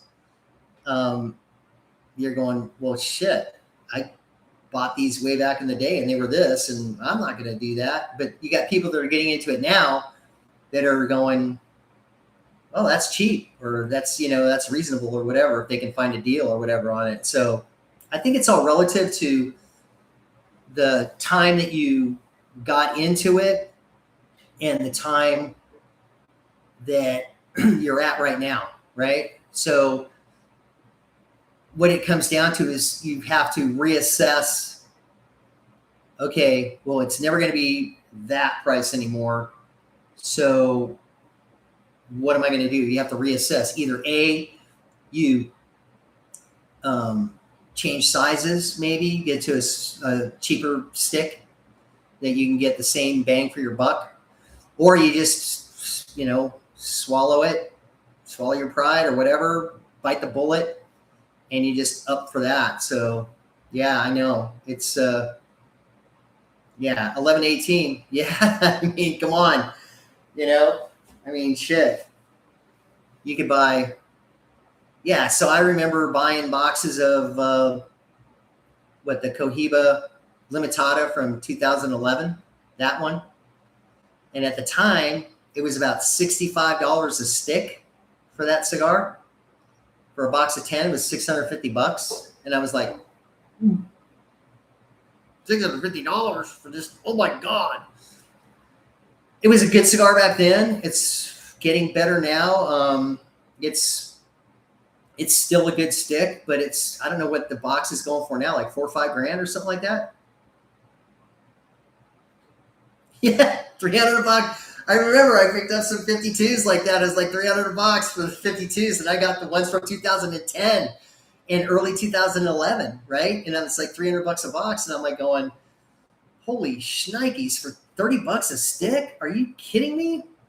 But the Bahikis from 2010 and 11, those are still smoking really, really good.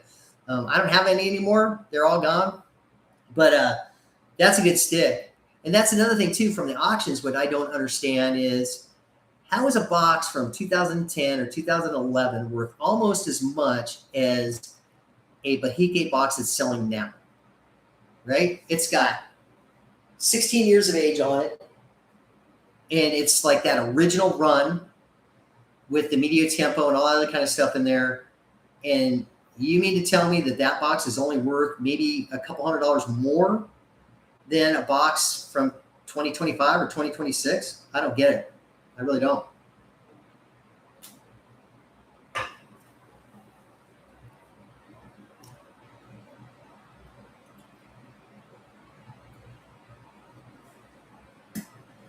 Yeah. I mean, it's all going to come down to either make more money or downsize your collection. But that's another thing that I don't understand now, is that people, they have the money to spend. They do. And so, yeah, when Cuba upped their prices back in the day, a few years back, I was like, damn, how are they going to sell them all? But they had a market in China, right?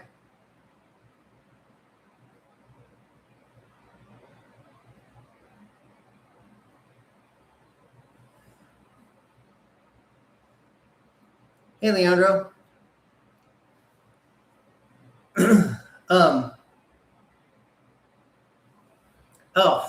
I've just been busy with a bunch of other shit. Basically. Yeah. I'm still around. I'm still alive. Doing my thing. I'm just not, I guess I'm not as, I don't know, outward with my posting and my being online and everything like that. Yeah, basically I deleted Instagram off my phone and Facebook off my phone. I don't post there anymore. And so, yeah, I've just been kind of a lot more private with everything.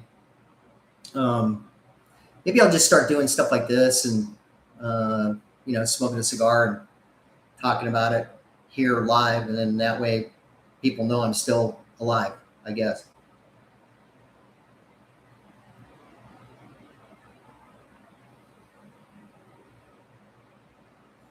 Yeah.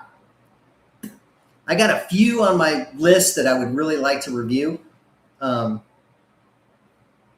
do have a list of cigars that I really would like to review. There's a few of them out there.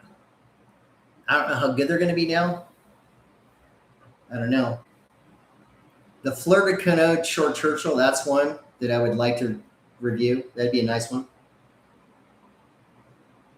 The Quintero Churchill, which is basically a Lonsdale. It's not a Churchill. That's another one that I'd like to do. Yeah.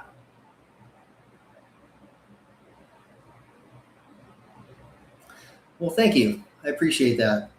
I really do. Yeah. Yeah. So, I mean, I'm going to try. That's all I can do. I'm thinking more along the lines of this right here, as opposed to like setting everything up with the camera, doing the editing and all that other kind of stuff. That can be a little bit tedious with everything. It's a bit of an effort because you got to set the lights up, the camera up, do it, and then put everything together and then do that. This is kind of more my style. No, I have not. Yes, the situation is sad. And like I was telling some people earlier that when I go down to Australia and talk with Alexander Groom, or Alex, I'm going to talk to him about Cuba and see what's going on. Because, like I said, they stopped the festival this year, right, in February, which is a huge influx of income for the country. So I'm not sure exactly where things are going to stand with that eventually. I tell you one thing, though, is if the embargo gets lifted from Cuba to America, that's going to help them for sure, I would think.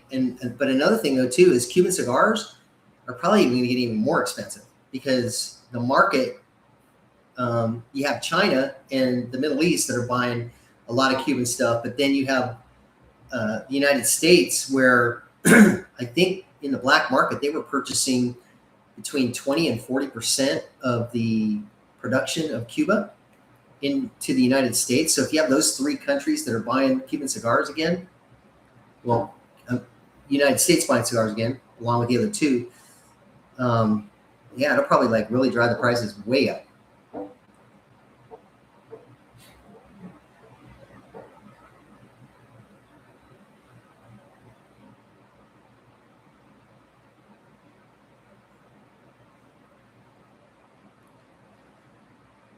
Well, I've heard of them taking a lot of cigars, though. They, because yeah, I know some people that kind of basically hire people to be their mules and stuff like that to bring stuff over, and they, when you go into Miami, they just like basically they've been taking like everything. Yeah, it's been really tight here, and I believe that a lot of the secondary markets, where people buy online and they were getting shipped into America, a lot of that stuff's getting seized now. So it's pretty, I think as far as Cubans go in America, the supply has really shrunk quite a bit because of that. So yeah, I mean, it's some dire straits over there. Yeah, I think that prices will go way high for that. I mean, but Min Rani, he had it right. He invested in Cuban cigars way back in the day, and he didn't lose any money on those. That's for sure. Yeah, it was a good good strategy on his part.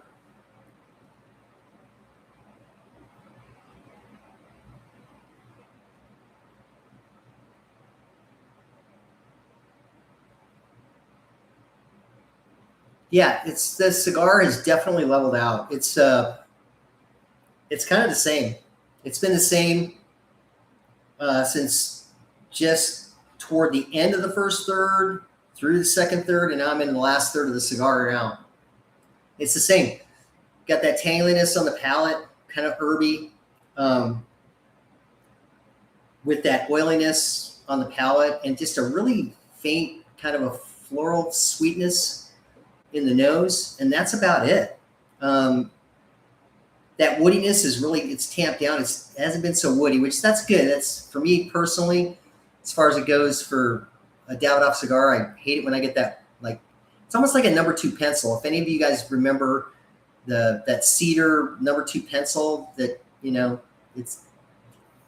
just don't like that, but it doesn't have that in there, which is okay. But you would think for a $100, whatever, $120 cigar, that this thing would be blowing my mind, and it's not. So beaniness, like coffee bean or vanilla bean, that kind of a beaniness. Definitely the vanilla, more of the vanilla variety. What I picked up were beaniness in the cigar. It'll have a nice, kind of really nice vanilla beaniness to it, which is, it's, vanilla. When you smell it, it has like that kind of a sweetness to it. It's super good. Yeah, I really like that. Usually a Cohiba will have like a nice beaniness to it. Like the older Cohibas definitely will have that. Like you do a nice Lancero from like the 90s or even the early 2000s, like 3, 4, somewhere around there, have a nice beaniness to it. Yeah, Cohiba will definitely have that.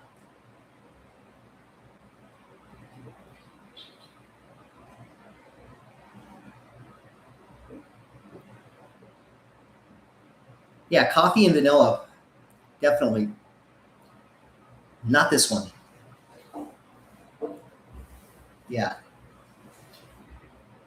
That's so. Speaking of Minran, so we used to like talking about people buying cigars and lots of cigars. The Chinese would go into a cigar shop and literally just buy out the whole cigar shop if they could. We used to call them the locusts because they would go in, it'd be a full shop, and then it would be gone. You know, so in the smart shop owners football game. Oh yes, all right, man. Take care.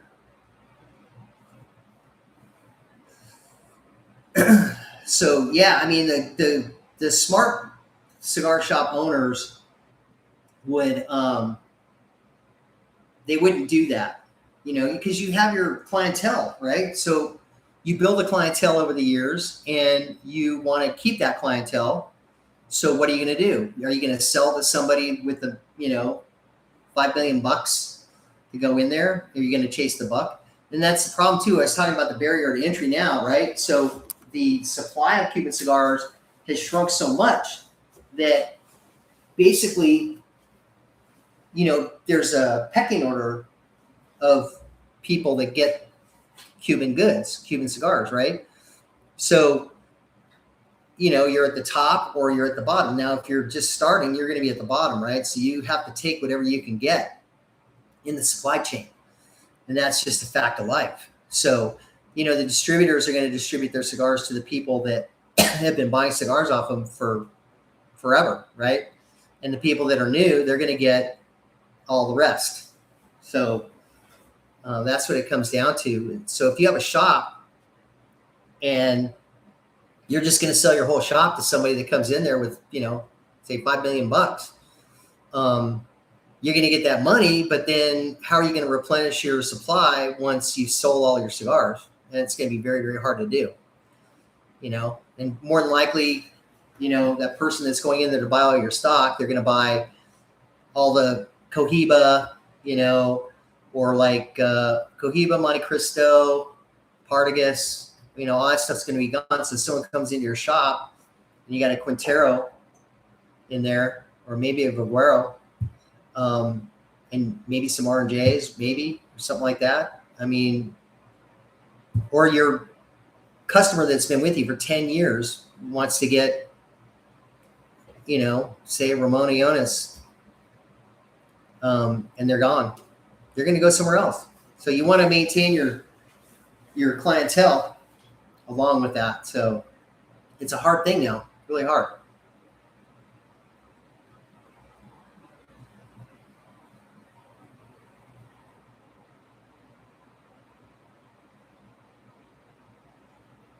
And that's why, Rob is branching out, doing non-Cuban stuff, because the non-Cuban stuff is still prolific, right? I mean, you can still get a lot of non-Cuban stuff out there. They don't have the problems that Cuba have. The problem that they have is that most of the world's palate is not like the American palate that has been weaned on non-Cuban cigars for so many years, right? So that basically shrinks your market down to the United States or thereabouts or whatever. But with the price of Cubans becoming so high, you're seeing now how the non-Cuban cigars are being able to infiltrate the markets that they've never been able to penetrate before, because people are looking for alternatives to spending less money on cigars and still being able to smoke a cigar, right? So that's become an issue with everything. And, Rob, I think Rob can see that, and he's branching out, doing non-Cuban stuff. It's a different flavor profile, and definitely someone that smoked Cubans their whole life is not going to really be that keen on smoking non-Cuban cigars, especially if, someone gives them like a La Flor Dominicana, a triple Lajero. I mean, that's going to be like, oh my God, what is this? It's just all pepper and whatever. Now, I'm not saying that flavor profile is bad. I'm just saying that flavor profile doesn't fit with most of the people out there that have been enjoying Cuban cigars for so long. So either A, you're going to have to alter your palate somehow to enjoy a cigar, or B, you're going to have to pony up the money to get a Cuban cigar. And then the quality of the Cuban cigars, I don't know. I think the fermentation and everything like that has changed. I think that they do things a little bit differently now. I think that, because back in the day, you would open up a box of Cuban cigars and would have that really heavy barnyard or manure, that really heavy ammonia in there. Then you'd have to lay them down because you couldn't smoke them, right? Now you open up a box of Cuban cigars and basically you don't really get that manure, barnyard, ammonia smell on them anymore. It's almost like all that stuff's been fermented out, kind of like the non-Cuban stuff.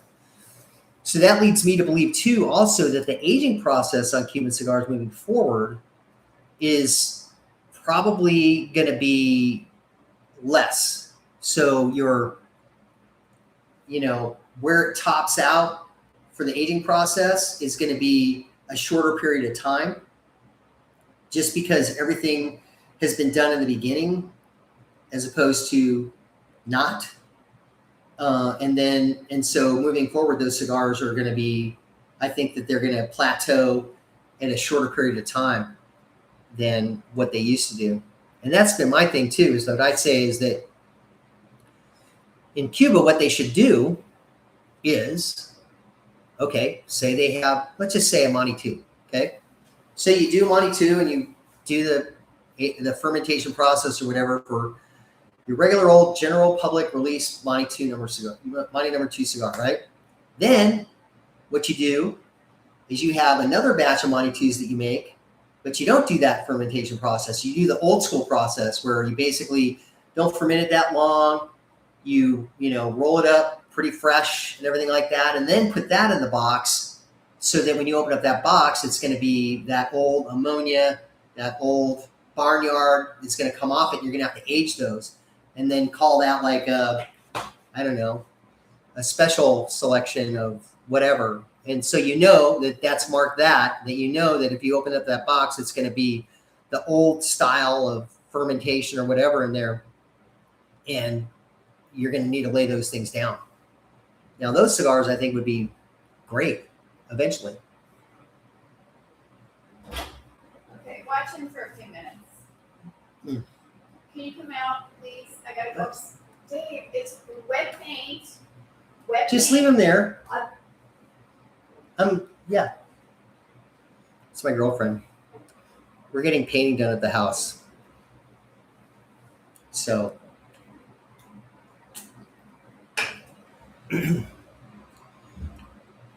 anyway, so personally, I think that would be a good sales point for him. But I think that with them doing the regionals, the limitadas, and they're going to boxes of 10 as opposed to 25 or 50. I mean, when's the last time you saw a cabinet of 50 available? Not very often, right? Boxes of 25 are getting more scarce, but you get a box of 10, no problem. You can take a box of 50, punch it out to 5 boxes of 10 and sell them for more money than if you could have done a cabinet of 50. So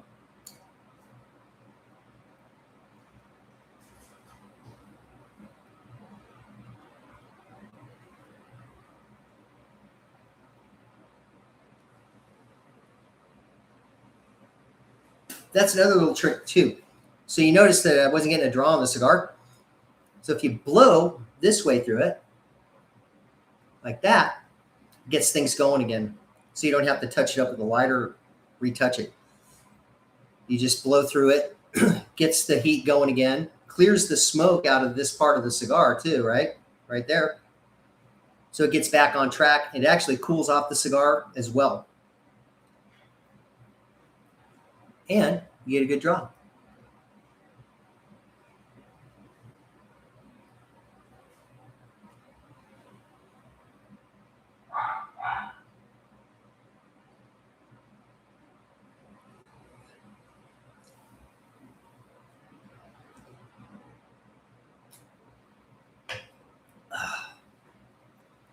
So, $120 cigar.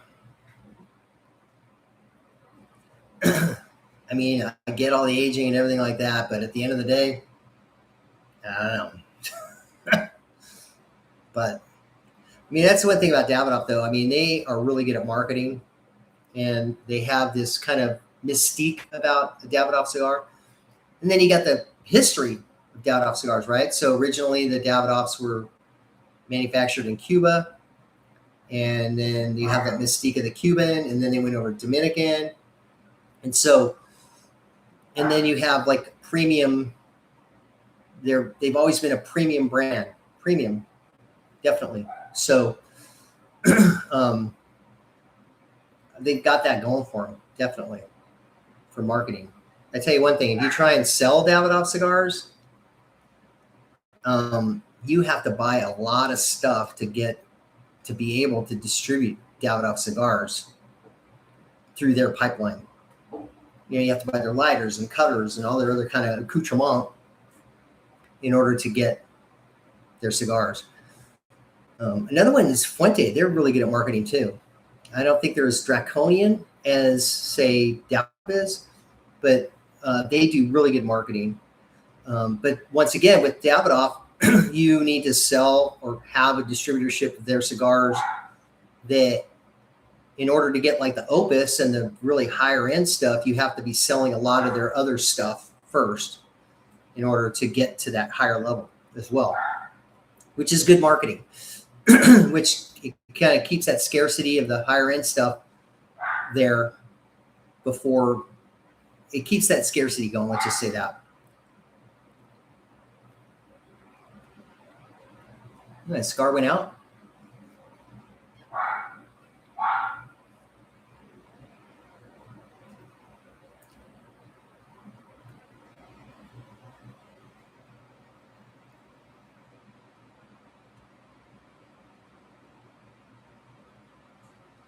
Another thing too, what it does is you're not puffing on it. You're not bringing air in. So it lights the the cherry of the cigar without bringing in a lot of heat into the cigar as well. So it's really good. When you feel like your cigar is going out, just blow through it, and it helps.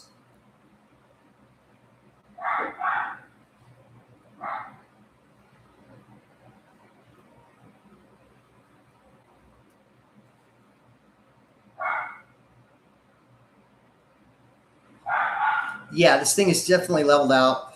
Like I said, that retro, I mean, the mouthfeel and the palate is where most of the flavor on the cigar is. Not in the retro. Definitely. So, unfortunate, but it is what it is. What's up, Murphy? You want to come here? Come here, bud. Come on. Come. Come on. Look. Here. Yeah. Here we go. That's Murphy. He doesn't like cigar smoke at all. Here we are. Look. He's out of here. He's gone. I don't blame him. You know, if you're not smoking a cigar, you're in a room full of cigar smoke. Yeah, I get it.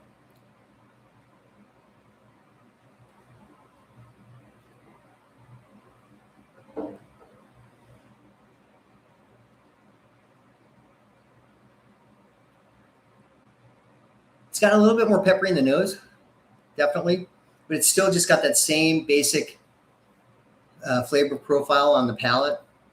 And like I said, a little bit of that floral, a little bit of that sweet in the nose, and that's about it. So anyway, it's been 2 hours that I've been on here talking, and hopefully I'll be able to do more of this moving forward. It's more laid back and easy to do as opposed to setting everything up. So stay tuned, and we'll talk to you later. Bye.